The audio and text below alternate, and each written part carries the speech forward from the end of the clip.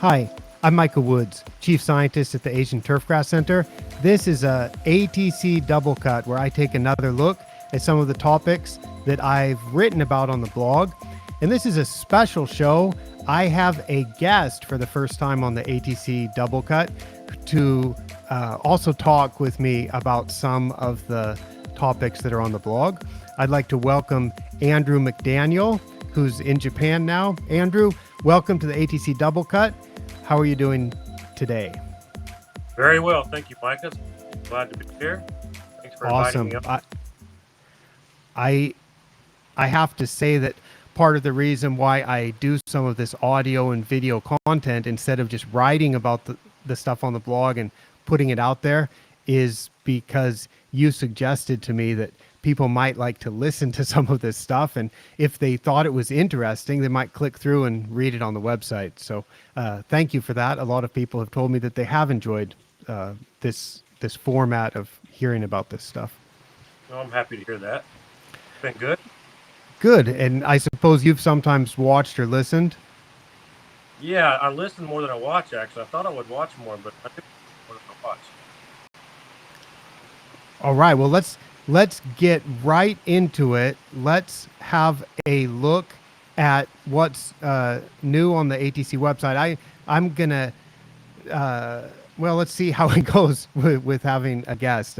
I haven't done it this way before. The last episode I talked about the seminar that I did at the Catalunya Championship, and there's another post that I haven't talked about yet that's called "Is this the best extra hole in golf?" I don't know if you've seen this one, but I know you've been to this golf course. This is about the best extra hole, what I think is the best extra hole in golf, and that's that little hole that's right in between 11 and 12 at the Fuji course at Kawana. Yeah, actually, my extra time today, I read this, and I was sitting there thinking, do I even know about this? I've been to that course like over 10 times. But it's you saw where it's located, right? Yeah, When I circled it on that map. yeah. And I'm sitting here thinking, I don't know if what's the old keeper's name? Honke-san. Honky-san. I don't know if Honky-san ever took me there. Yeah, it's something that I don't think I noticed the very first time I went there. The first time I went there was September of 2011, and I was out on that part of the property, and I don't think I noticed it. And then the picture that I show, that's the very first one that I show in the blog post, that's from June 2012, and I'm there with Oe-san and Honke-san, Honke in the blue uniform, Oe in the jacket there, and we definitely saw it that second time. And then when we went out there with Paul Jansen, I think that was in 2016, We didn't. I definitely paid attention to it, but you were busy showing Paul around, and I'm not sure that you noticed it. Yeah, but maybe he took me there and I just like didn't really think much about it. But yeah, that's a Yeah, cool. because this It's a cool hole though. Yeah. this is the picture I took. Are you seeing my screen share, or Yeah. are you seeing? Yeah. So um, this is the view that I took. This would have been in September, like September 1st of 2016 when we were out there, and yeah, it's a cool hole. I just thought. I think an extra hole is really useful. Now, for people that don't know, I should introduce you a little bit better, Andrew. You are the you are the golf course superintendent and assistant general manager at Keiya Golf Club in Fukuoka, Japan. So you are responsible for taking care of a golf course and some of the business operations and the play also. Is an extra hole something that you would find useful? Oh, absolutely. Yeah. I mean, even with our past 2 years of construction, I was always wishing I had an extra hole. So we could get some more. But, oh yeah, you could. You have so many options open when you have an extra hole like that, for sure. Yeah, and that's why um, I I think an extra hole, when I saw that, it's like, cool, that's so practical. It's so nice to have something like that because you can, I think the way that I envision it being used is you're doing some pretty intensive work on one hole and you're like, it would be easier to get this work done all through the day if we didn't have to deal with golfers on this hole. So you can close that hole, you bring another hole, that extra hole, into play, and now the golfers have the opportunity to still play an 18-hole round relatively uninterrupted, and now they're playing that extra hole. Yep, I totally agree. Yeah, and I don't. I've seen a lot of 19th holes where it's like a gambling hole where some courses will throw one of those in, but to have Yeah, something like the extra hole at Kawana that in is the really middle of on the just court. yeah, and this is some spectacular coastline. If anybody that goes to play golf in Japan should go to this property. You've got the Oshima course over here, which was built first, and that's on a stunning piece of property too, right on the Pacific Ocean. And then you've got the hotel in the middle, some grass tennis courts down here, and then over on the right side, the north side, you have the famous Fuji course, which is consistently ranked in the world top 100.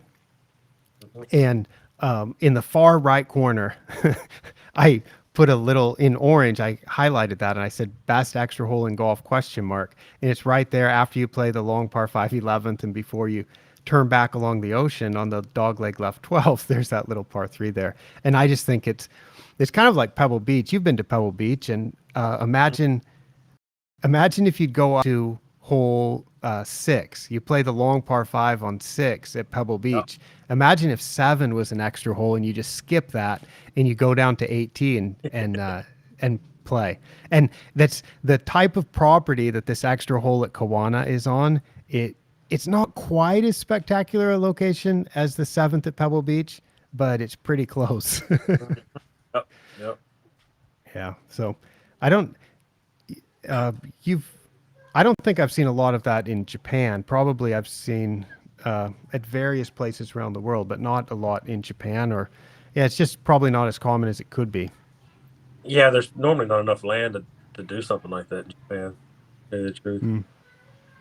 Yeah, I mean, in Japan it's common, I think, to have 27 holes or 36 holes. And when you do that, there is sometimes an opportunity to close a course or to close a 9. Or in Japan, they also have the other trick of having the 2-green system. So in Japan, you can also do some pretty intensive disruptive work on one set of greens. And it's not the entire hole, but you could do work on one set of greens while you're playing on another set. Yep. So let's see. Do you have time to talk about another one of my blog posts? Let's Sure. let's crank through some more. The next one was all the hashtags in a tropical climate. You might have seen this. Brad Revel, who is consulting now at Nicanti Golf Club in Thailand, which is Tiff-Eagle greens, 419 fairways and rough, and Seashore Paspalum tees. He's been using MLSN there for about 5 years or so. He's been doing clipping volume. I put a picture in this blog post of how they do the clipping volume, which we can talk about a little bit. And they've been doing OM246 testing also for the organic matter. And it's really interesting, I think, to see what Brad is doing there. And the superintendent now is Donal Mulvey. I'm not quite sure I pronounced that first name exactly right. He's Irish, and he's been there now for about 5 months. I think he started in January of this year. And Brad's been recently doing some new blog posts and some videos about the work that they've been doing there. It's really quite attractive what the results are that they're getting, visually striking results. I and I was saying I think it's really interesting to see how these techniques work in a purely tropical climate, because it would be like the weather that you have in Fukuoka in July and August. Just extend that for 12 months out of the year instead of temperature wise, extend that for 12 months out of the year instead of just two. And it's it's interesting because there's not so many people who are managing grass in a tropical climate who are sharing the types of work that they do. Did you have a chance to read this post or to see any of the videos that he's posted showing all the renovation work that he does? Sorry, I'll get to that tomorrow. You must be busy up there. I am. I am. I have a lot to catch up on. Yeah, there's a lot to catch up on. I have so much stuff to share. I'm so how should I say? I'm really interested in this topic of turf grass, and I take a lot of notes. So I generally have a notebook with me, and I take various notes, and I take notes on the phone or on the computer, keep track of some things that I've been working on or that might be useful to share. And as I do that over time, and I take pictures and do videos and stuff, I just get this well, and talk with people like you. I get so many ideas of things that I can share, and then yeah, I suppose it could be a little bit overwhelming if you don't have time to read it all or listen to it all or whatever. Yeah. I'm always impressed when you leave the office. You always have your little notebook with you. Yeah, and now I got a new phone today, and this is apparently not a super large phone, but it's the largest phone that I've ever had. And what I Okay. decided, because I really don't want a large phone because I've been accustomed to holding Yeah. a phone in my pocket, Me too. and and but what I decided. So here's my new big phone here, and my old phone where that's not within reaching distance right now. My old phone I've had since 2016, and it was a small phone back in 2016, and apparently in the modern era it's really really small. And I realized that basically I can't get a phone that's that small now.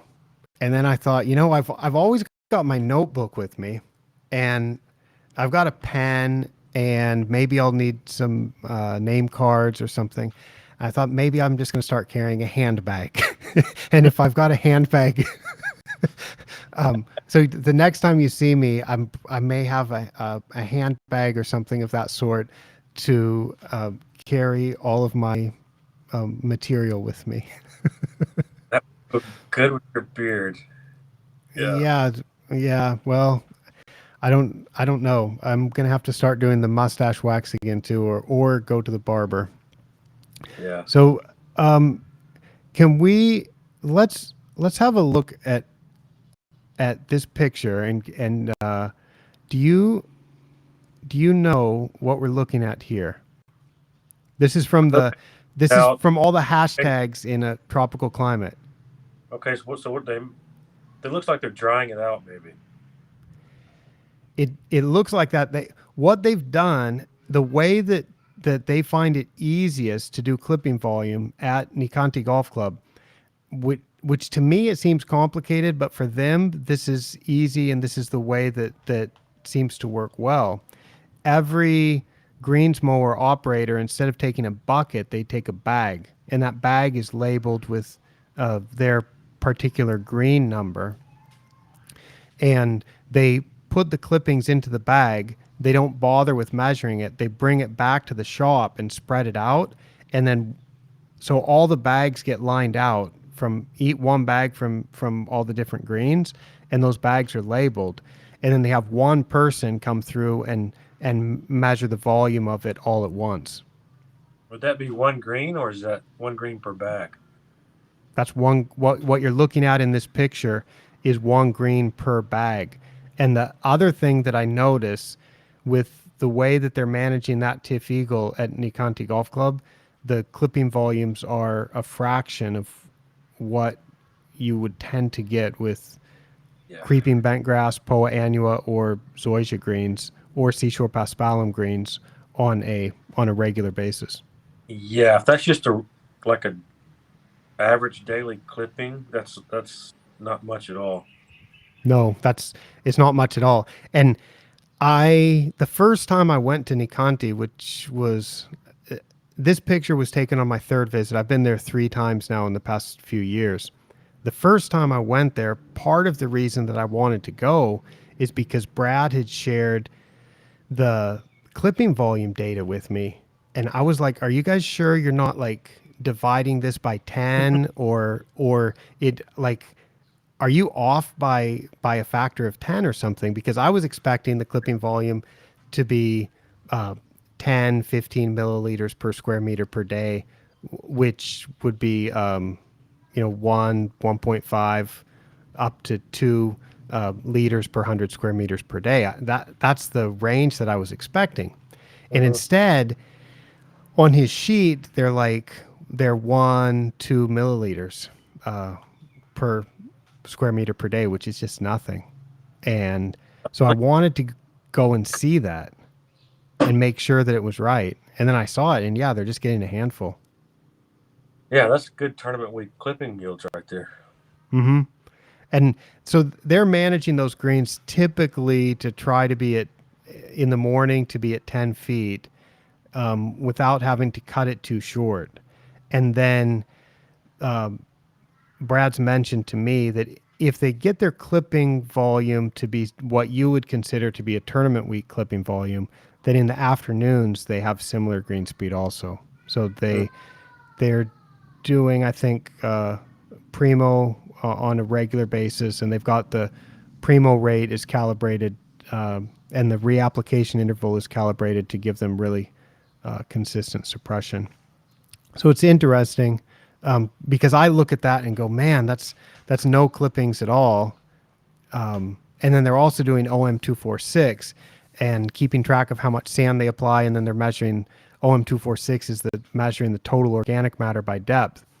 So they're doing that, and I just think, man, if you're not growing that many clippings, you might have an opportunity to not do too much disruptive work also. Yeah.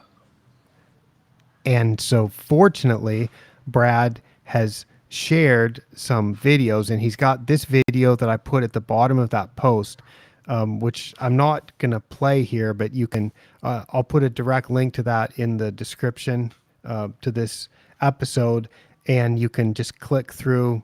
I always put a link to the posts that we talk about, so you can click through to those and you can see these. And I highly recommend it because it looks like it's really intensive renovation, but they're not on the greens. They're not pulling a core, and this is something that they're doing once a year.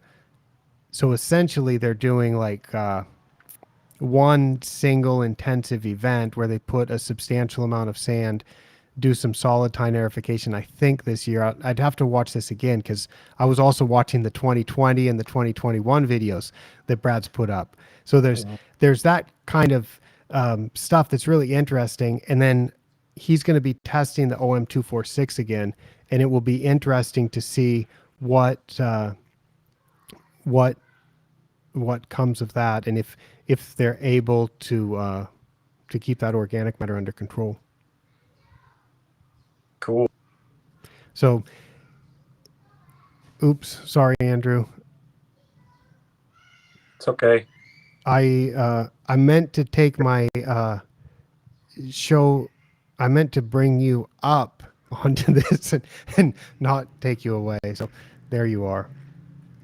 So yeah, what do you think about? I mean, you've been traveling, I guess, so that's why maybe you haven't read all of these posts. Now, do you get the email that goes out? You know, there's some people that actually get an email every time I update the blog. You I used to don't be think. on that list. Yeah, I think I just get your ATC updates or something like that. I don't get like. Oh, okay. If it was me, now I appreciate so much all the people that do like to get the email every time I update the blog. It's not the one that I would subscribe to though, because I don't really want to get more emails, but I do want to know when my blog gets updated, so I get it by RSS feed. So Mhm. instead of it coming into my email, it comes into a different program that I'm using where I'm reading a lot of things that I'm interested in and I don't want to miss any of it. So there's a few other blogs and some, basically some statistics and science type stuff that I get. So every time there's an update, I'll get it by RSS. But I get enough email and I have a hard time keeping up with the email and I don't want to get more. So I don't sign up for that one. Yeah, maybe But you do. if I were you, did you get the ATC, the Japanese ATC update I sent this morning? Yep, Awesome. I got I it. Cool. Well, in that type of update or the one that I send in English, the English ATC update, those ones I will do some of the filtering for the reader and I'll look at all the blog posts that I've made, which tend to be five, let's say from 5 to 10 per month.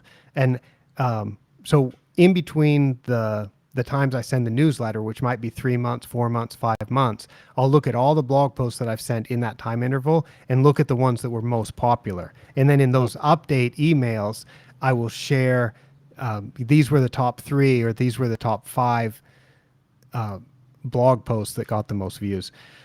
So yeah, so then you don't really have to miss anything. Yeah, it's been kind of different with COVID, but before we used to talk so much, and it's kind of like I see the title, and I'm thinking, I, I think I've already read this, or maybe we just talked about it last time we talked, or something. So I get kind of confused sometimes if I've read it or just talked to you about it or whatnot. Yeah, and now I'm getting that way too because I've since I really started writing on the Viridescent blog back in 2009. If you look at what I've written there and the almost 200 articles I've written for Golf Course Seminar since 2008, which are much longer than a blog post and take a lot more time for me to put together. And then look at all the posts that I've had on AsianTurfgrass.com since I retired the Viridescent blog. We're talking about probably 1,500 articles. Right? And so for me, I often think that, well, surely I've written about that topic sometime. And one Yeah. that I was just looking at going, and it turns out I wrote about this in Japanese in or something that was published in Japanese in the golf course seminar column, which was about whether when you're making fertilizer applications, whether you should be thinking about that in terms of phosphorus or phosphate, it in terms of mass, and whether you should be thinking about that in terms of how much potassium you're applying or how much potash you're applying, K2O. And I've written about that in a more than 1,000 word article in that was published in my golf course seminar column, but I searched my blog and I don't find anything about it on my blog. So then I made a note, okay, maybe that's something I can write about on my blog. But I know you and I would have talked about that. So I'm sure if you saw that coming up on the blog and you're like, is this new or is it something that he's already written about? Exactly. Yeah. Yeah. Well, I guess it's it's I guess stuff that's interesting. I would hope that people would a few people would catch it, right? So you might miss it, but hopefully a few people would catch it. I'm sure. If it actually is good and worth sharing and worth remembering, I would hope that people would would remember it and share it, and eventually the information kind of seeps out there. Yeah. I mean, no, I like it all. The double cut, the office hours, the cart rides. It's good stuff. I'm Cool. enjoying it. Well, I thank you for watching and for suggesting it, and I guess there's that reminds me of one other thing I could ask you about. Did you watch the recent cart rides with Micah when I was in Spain and I went out on the 17th green with the superintendent from the stadium course, Alfredo Alvarez, I did. on the final round? I did. Huh? Nice. Yeah, Yeah, you maybe. guys rolled the ball, right? And, We we rolled a ball. Yeah, we looked at the rough. yep. Yep. I watched it. Yeah. That was some Yeah, mean because rough. That is a mean rough. I've got another video that I'm gonna do. I've recorded like the that one and the one that I did with Bernardo from Portugal. Those are just previews for the grand finale from that event, where we took a closer look at the rough and talked to the director of agronomy, David, from the property, and yeah, we had some fun with that tall fescue. They just did a big project this past winter, and when they didn't even know that they were going to be having the tournament, they sand capped all the green surrounds, redid all the bunker edges, and sodded it with tall fescue, and Oh, so it was pretty nice. And then it was relatively pure tall fescue with lots of fertilizer on it, so it grew up nice. yeah, the course looked really good. Yeah, I thought so too. I'm glad I got a chance to go there and see it, and that's that's when I'm looking forward to putting that final video together. Cool. Cool. All right, Andrew. Well, I appreciate you joining me for this special edition, the first time that I've had a guest on the ATC Doublecut. And it's something that I've thought about doing and that I want to do a bit more often. And it just so happened that with the current time zones that we're in and with the current activities that you and I are both engaged in at this particular time, I was like, you know what? I've got time to record a double cut and I'd like to do that. And I checked with you. I sent you a message with my new phone, and you were available too. So thank you so much for joining me. You're welcome. We can do it tomorrow if you want. Please stay on the call. Uh, please stay on after I stop recording this episode, and we will talk about that. Thank you. All right, Andrew. Thanks a lot. Yep, you bet. It was fun. All right, everybody. That was a ATC Doublecut with a guest. Thank you, Andrew McDaniel, for joining. And I will be back soon. I've still got some new posts on the blog that I haven't talked about yet. So you can expect there will be some more ATC Doublecuts coming up soon. Maybe with Andrew tomorrow, if he has time. Thank you so much for watching, for listening. For ATC from Yantakau, I'm Micah Woods.